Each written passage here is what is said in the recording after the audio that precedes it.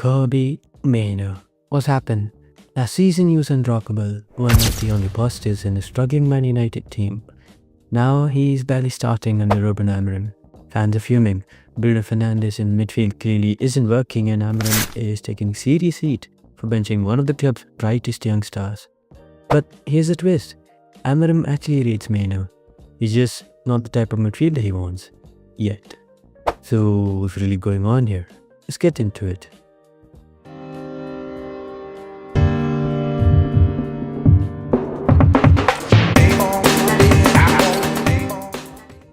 This time last season, he was the guy. Erik Ten Hag trusted him. He was starting games, dominating midfield, and fans are buzzing about him being the future of United. Fast forward to now under Rúben Amorim, and he sat on the bench more often than not. Fans are furious. They're looking at Bruno Fernandes in our midfield pivot and asking, why isn't Mainoo playing? So let's break this down. We'll talk about the problem right now, Mainoo's lack of minutes and Amorim's decisions. Why Mainoo isn't quite the midfielder Amorim wants yet. And how Amorim is actually trying to develop Mainoo in training. And finally, what it means for the future, both for Mainoo and for Amorim, because plenty of fans want him sacked already. Stick with me, this one's important. Mainoo was a nailed-on starter last season. He'd come through the academy, shown maturity beyond his years, and honestly, was one of the few bright sparks in a pretty rough campaign. United fans were proud. He's a kid who gets it. But under Amorim, it's been a very different story. He's been used off the bench, getting 20 minutes here, 15 minutes there, and that's tough to watch when you see Bruno Fernandes being shoehorned into that deeper midfield role. Because let's be honest, it hasn't worked. Fans are right to be frustrated. United's midfield looks unbalanced. We're not controlling games, and meanwhile Mainoo, who has the technical quality to keep the ball, to dictate play, and is stuck watching from the sidelines. It's led to a lot of backlash. You'll have seen it on social media, on fan cams, and in the stands. People are saying, why is Amorim ignoring one of our best young talents? And it adds to the fuel to the fire because Amorim's job already feels shaky. When results aren't flowing, every selection decision gets magnified, and this Mainoo situation is front and center. But here's where it gets interesting. Amorim likes Mainoo. He's not ignoring him because he doesn't rate him. In fact, he rates him highly. But stylistically, Mainoo isn't the exact type of midfielder Amorim builds a system around. Amorim wants athleticism in midfield. He wants runners, pressers, players who can cover huge amounts of ground. Think about the sporting teams he built. Energy, intensity, and dynamism. Mainoo, for all his qualities, isn't quite that. He's brilliant technically, his positioning is clever, he's calm under pressure, but he doesn't yet have that raw athletic profile.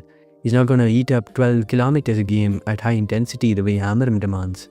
That's the clash. Amorim looks at his midfield and thinks, I need engines. Fans look at Mainoo and think, we need a proper footballer in there. Both sides are kinda right, which is what makes this so complicated. Now, here's the part that maybe isn't being talked about enough. Amorim isn't just benching Mainoo and leaving him out in the cold. Behind the scenes, he's actually working on him. Training sessions have been tough, difficult, even gruesome. At times, Mainoo is being put through the kind of athletic development that Amorim believes he needs. Sprints, endurance, and strength.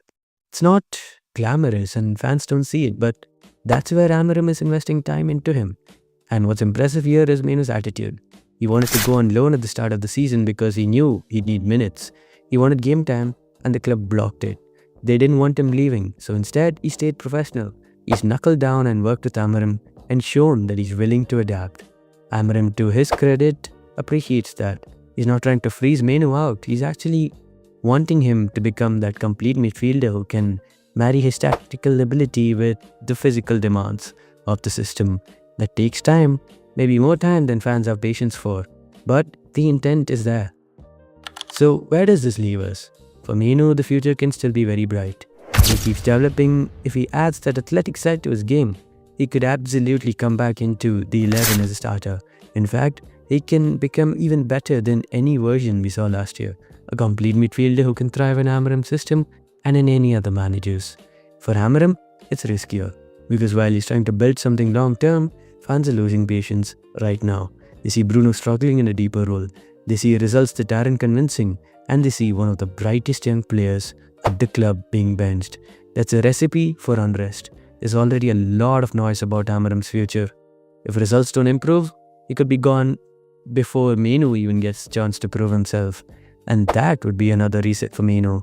Another system, another manager, and another set of ideas. So we're at crossroads.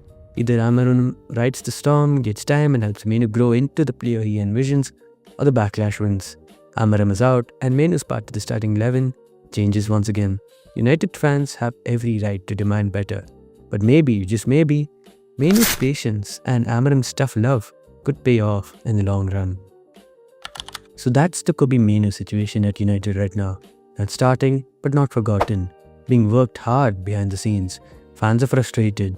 Amorim's job is on the line, but Mainoo himself is staying professional and grinding. What do you think? Should Mainoo be starting now, regardless of Amorim's system? Or is Amorim right to try and mold him into a more athletic midfielder for the future?